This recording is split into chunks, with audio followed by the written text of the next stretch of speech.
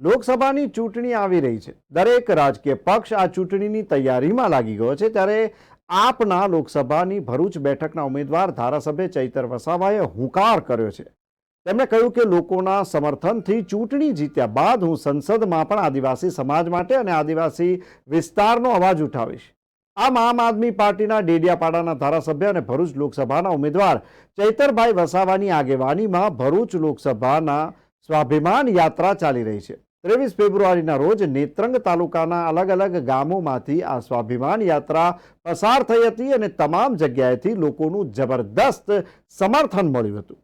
આ યાત્રા દરમિયાન ચૈતરભાઈ વસાવાએ લોકો સમક્ષ પોતાની વાત રજૂ કરતા જણાવ્યું કે હું પોતાના અંગત સ્વાર્થ માટે રાજનીતિમાં નથી આવ્યો। રાજનીતિમાં આવ્યા પહેલા હું પણ અનેક ગામોમાં ફરીને લોકોની સેવા કરતો હતો। હું એક ખેતીવાડી અધિકારી હતો, પરંતુ 2015માં રાજીનામું આપીને લોકસેવામાં લાગી ગયો। જો હું સરકારી અધિકારી રહ્યો હોત તો મારો ઉદ્ધાર થઈ જાત, પરંતુ મારા મનમાં એક જ સવાલ હતો કે મારા આદિવાસી સમાજનો ઉદ્ધાર કઈ રીતે થશે। આજે અમે ગામડાઓમાં શિક્ષકોની ભરતી થાય તેના માટે અવાજ ઉઠાવીએ છીએ। શાળાઓની પરિસ્થિતિ સુધરે અને બાળકોને સારું શિક્ષણ મળે તેના માટે પણ અમે અવાજ ઉઠાવી રહ્યા છીએ। બધા પર મોબાઈલ છે, દેશ અને દુનિયામાં શું ચાલી રહેલું છે તમે જોયું હશે। મારી સાથે કેવા કેવા બનાવો બની ગયેલા છે। આગળ પણ એક કાર્યક્રમમાં આપણા ગામમાં હું આવ્યો તો, અને પછી તમે બધા જાણો છો હું રાજનીતિમાં જાહેર જીવનમાં મારા અંગત સ્વાર્થ માટે મેં નથી આવ્યો। જાહેર જીવનમાં રાજનીતિમાં હું મારા ગાડી બંગલા કે મારો ઉદ્ધાર થઈ જાય એના માટે નથી આવ્યો। થોડા નજીકથી આવતા રહેજો એટલે બધાને સમજાશે। નજીક આવી જાઓ। આ બાજુના યુવાઓ મિત્રો બાળકો થોડા નજીક આવશો જેથી કરીને બધાને સમજાશે। ગઈકાલથી એક ધારું બોલવાનું ચાલે છે એટલે કદાચ બોલવામાં ગળું થોડું દબાયેલું છે, માફ કરજો। આપોવાલી બી આળવે પણ અહીં પાસે તુમી માં નહી કાઢા। આપોવાલી બી આળવે પણ આમાં થોડીક ડોગરી પડે એટલે તુમી પાસે પાસે ઓહી કાઢા એટલે ગુજરાતી બોલવામાં ગુજરાતી વાળી ચાલવા દે, બરાબર ને? ના તમે પાછા હસો, પેલા બહેનો પછી મને હસી કાઢે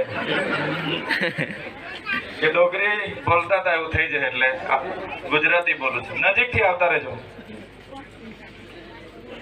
તો તમને એવું લાગતું હશે કે ચૂંટણી આવી છે અને ગાડી ઘોડા લઈને બધા હવે નીકળી પડશે, પણ એવું નથી। અમે આગળ પણ ચૂંટણીમાં ઉમેદવાર નહોતા પછી પણ આપણા ગામમાં કેટલી વાર આવીને ગયા છે, અને અમારો ઉદ્દેશ અમારો સ્વાર્થ નથી। અમારે જો અમારા જ ગાડી બંગલા બનાવવાના રહેતા તો મેં તો ખેતીવાડી અધિકારી હતો। નાના કુટુંબ પરિવારમાંથી મારા મમ્મી પપ્પાએ મને મહેનત મજૂરી કરીને ભણાવ્યા ગણાવ્યા, સરકારી નોકરી લાગી, ખેતીવાડી અધિકારી હતો। મારું બી 2 માળનું મકાન થઈ જતે, 2 માળનું મકાન, અને થોડા વર્ષમાં ટીડીઓ બની જતે। મારા છોકરાઓ 4 વ્હીલ લઈને ફરતે, મને કોઈ ચિંતા નથી। છતાંય મેં અને મારા ઘરવાળાએ 2015-16માં અમે રાજીનામા આપી દીધા અને લોકસેવામાં અમે લાગી ગયા। ત્યારે અમે ક્યારેય વિચાર્યું નહોતું કે અમે ધારાસભ્ય બનીશું, પણ અમે તે વખતે વિચાર કર્યો કે અમે નોકરી કરીશું, અમારા પરિવારનો ઉદ્ધાર થઈ જશે, પણ મારા આદિવાસી સમાજનું શું, એનું બોલવા વાળું કોણ? અને પછી તમે જોયું હશે આ સરકાર સામે અમે બાળકોની શાળામાં પૂરતા શિક્ષક મુકાય એના માટે બોલીએ છીએ, સારી શાળાઓ થાય એના માટે બોલીએ છીએ, દવાખાનાઓમાં પૂરતા સાધનો મળે, પૂરા ડોક્ટરો હોય એના માટે બોલીએ છીએ, આશા વર્કર બહેનો માટે બોલીએ છીએ, આંગણવાડી બહેનો માટે બોલીએ છીએ, આપણા ભણેલા ગણેલા યુવાનોને નોકરી મળે, અહીંયા આટલી મોટી જીઆઈડીસી છે ત્યાં નોકરી મળે એના માટે બોલીએ છીએ। તમે મોબાઈલમાં જોયું હશે અમારા વિસ્તારોમાં ખેતીવાડી લાઇટો માટે અમે બોલ્યા છે, બસોની સુવિધા માટે અમે બોલ્યા છે। તમે મને વિધાનસભામાં બોલતા પણ તમે જોયા હશે, સડક પર આંદોલન કરતા પણ તમે જોયા હશે। ત્યારે આટલી મોટી પાર્ટી, આટલી મોટી સરકાર, એમને લાગ્યું કે આ આદિવાસીનો છોકરો, આજનો છોકરો, લવર મુછીયો છોકરો અમારી સામે બોલે છે। એમ કરીને મને જેલ કરાવવામાં આવી. તમે મોબાઈલમાં કદાચ જોયું હશે, બધાને ખબર હશે મને જેલમાં નાખવામાં આવ્યો હતો. જેલમાં નાખવામાં આવ્યો, મને ઠીક છે, મને તો જેલમાં નાખે મને કઈ વાંધો નથી. મારા ધર્મપત્નીને પણ લઈ ગયા, મારી બહેનોને લઈ ગયા, મારા બહેનોના જમાઈને લઈ ગયા, મારા પીએને લઈ ગયા.